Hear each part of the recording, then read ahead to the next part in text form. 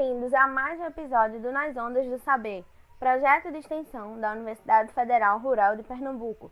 Eu sou Denise Vilaça e, juntamente com Matheus Torres, somos licenciandos em Letras. Em nossa equipe temos ainda a professora doutora Thaís Ludmila e a técnica administrativa Roberta Duarte. E hoje temos como convidada a professora Nicole Lima, licencianda da Universidade Federal Rural de Pernambuco. O podcast de hoje é da área de Humanas e o tema será Existencialismo de Sartre. Oi, gente! Então, nesse podcast a gente vai falar um pouco sobre existencialismo, mas focando muito mais na parte do existencialismo de Jean-Paul Sartre, tudo bem? Mas assim, antes de tudo, vamos começar a falar um pouco sobre essa corrente. Então, essa corrente, ela surge no século XIX, mas ela só ganha esse nome de existencialismo no século XX, com Sartre. Então, é uma filosofia que se questiona muito sobre o homem, mas não são as mesmas questões que foram levantadas na Antiguidade Clássica, por exemplo. Porque na Antiguidade Clássica era muito mais relacionado ao homem como animal político, né? Como dizia Aristóteles. Mas com o existencialismo, não. As questões que são levantadas, elas são ligadas aos sentimentos. Então, como o homem se sente? Por que o homem existe? Entende? E uma parte bem importante é que o existencialismo ele foi muito influente para a psicologia. Então tá, vamos começar a falar brevemente, né, sobre o pai do existencialismo. Então, Søren Kierkegaard, né, um dinamarquês, ele é considerado o pai do existencialismo, mas o existencialismo dele é diferente do existencialismo de Sartre. Por quê? Porque Søren Kierkegaard ele tem um existencialismo cristão e Sartre, ele acredita no existencialismo ateu, né? Tudo bem? Então tá, vamos falar um pouquinho sobre Kierkegaard. Partindo do pressuposto de que todos nós somos livres, inteiramente livres para escolher, né, o que é que a gente quer fazer da nossa vida, para escolher qual caminho seguir, surge a questão: essa liberdade plena é motivo de felicidade? Então, para Kierkegaard, essa liberdade, na verdade, ela é motivo de angústia e desespero. Mas o que seria, né, essa angústia e esse desespero? A angústia se trata de um sentimento de ansiedade. É uma apreensão antes de fazer alguma coisa, até porque você tem medo de não estar fazendo a escolha certa. Então, você está ali apreensivo para fazer uma escolha, você está angustiado para fazer aquela escolha. E o desespero seria o momento depois da escolha. Então, depois que você escolhe algo, você começa a se desesperar, porque você vê todos os outros caminhos perdidos e começa a se questionar se a escolha que você tomou era melhor e a se questionar se você tivesse escolhido outra coisa, entende? Por exemplo, você escolhe, vamos supor um exemplo bem simples agora, você está na sorveteria e você tem vários tipos de sorvete para escolher e você escolhe o de chocolate. Só que quando você pega o sorvete de chocolate, você já começa a pensar: mas será que se eu escolhesse o de morango seria melhor? Ou de baunilha? Ou de flocos? Então você começa a entrar em desespero por pensar nas possibilidades que você está perdendo ao fazer uma escolha. E isso, para Kierkegaard, no caso, seria esse lance de angústia e desespero. Essa liberdade plena faz com que a gente tenha que fazer escolhas. E essas escolhas implicam na angústia e no desespero. Tudo bem até aí? Então, já falando de Sartre, né, eu precisava dessa introdução para vocês entenderem um pouco, para descontrair um pouquinho. Sartre, ele é um filósofo que ele se achava feio, só que ele procurou refletir muito sobre isso, porque ele não queria que isso interferisse na filosofia dele, porque ele poderia mudar alguns conceitos de certa forma, né? Ele poderia ser influenciado a pensar de outra forma se ele continuasse com a baixa autoestima, enfim, ele não quis que isso interferisse de forma alguma na obra dele, o que eu acho bastante interessante. Então tá, Sartre é um francês. Ele é o principal representante do existencialismo. Inclusive, ele teve um relacionamento aberto com Simone de Beauvoir. né, que também é uma filósofa existencialista, mas o existencialismo dela é atrelado a questões de gênero. E assim, ele tem esse existencialismo ateu, né, que foi o que eu já comentei com vocês. Então, vamos falar um pouco sobre Sartre. Eu vou começar a falar dele falando de uma frase bastante famosa, né? Ele fala que a existência precede a essência. Isso é bastante emblemático porque isso vai de encontro aos socráticos. Os socráticos acreditavam que a essência precede a existência. Platão, por exemplo, ele acredita que a essência das coisas está no mundo inteligível, certo? Já para Sartre, não. Primeiro você existe para depois você ter uma essência. Então vamos lá. O que seria a existência? A condição de existência seria apenas o fato da gente existir no mundo. Então, a partir do momento que a gente começa a fazer escolhas, como por exemplo, você escolheu sorvete de chocolate, né? Você já está criando a sua essência. Então, você é uma pessoa que gosta de sorvete de chocolate. Você está entendendo que isso faz parte da sua essência, de certa forma? Sei que é um exemplo bem besta, mas eu acho que vocês conseguem entender. Então, quando o homem nasce, quando ele ainda não faz escolhas, né, ele é considerado um nada. E depois que ele vai fazendo escolhas ao longo da sua vida, é que ele vai definindo essa essência, ele vai se tornando alguma coisa, certo? E o que seria essa danada essência? Então, parte do pressuposto de que não existe uma essência comum a todos os seres humanos. Mas o que seria isso?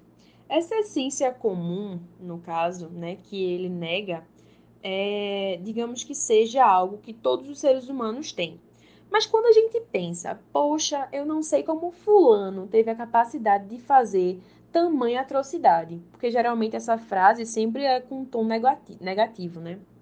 Então, quando a gente pensa, ai, como é que fulano teve a capacidade de fazer essa atrocidade todinha? Isso se relaciona a essa essência. Se a gente tivesse essa essência comum a todos os indivíduos, todo mundo teria a mesma capacidade de fazer as mesmas coisas. Então, a atrocidade que fulano fez, eu também poderia fazer, você também poderia fazer e todos nós poderíamos fazer. Vocês entendem? Só que, como Sartre, ele fala que a essência é algo muito particular a cada indivíduo, você constrói a sua essência. No caso, a gente tem capacidade de fazer coisas diferentes, vocês entendem? Então, a partir das escolhas, nós construímos as nossas essências, né? Que são essências particulares, enfim, eu tenho a minha essência, vocês têm a essência de vocês, e é assim que funciona. Então, ele também tem outra frase, né, bastante famosa, que na verdade eu vou dividi-la para ficar mais fácil de entender. Vamos começar. Você é condenado a ser livre. Ser livre é você fazer escolhas. E você é condenado também a arcar com as consequências das suas escolhas. Vou repetir. O ser humano, no caso, você, é condenado a ser livre. E ser livre é ter que fazer escolhas. E fazer escolhas faz com que você seja condenado a arcar com as consequências delas. Então vamos lá. O que seria a liberdade, né? A liberdade é essa condenação. Então a gente é condenado a escolher o tempo todo. Até, pronto, eu sei que tem leis, né, que regulamentam a nossa ação. Eu sei que a gente tem família que também regulamenta a nossa ação. A gente tem a pressão social que também regulamenta a nossa ação. Mas, de certa forma, a gente escolhe se a gente quer seguir ou não as leis. A gente escolhe se a gente quer seguir ou não as normas da família. A gente escolhe se a gente quer seguir ou não essa pressão, né, social. A gente escolhe se a gente quer ceder a ela. Então a gente é inteiramente livre. Só que essa liberdade, ela faz com que você seja condenado a arcar com as consequências das suas escolhas.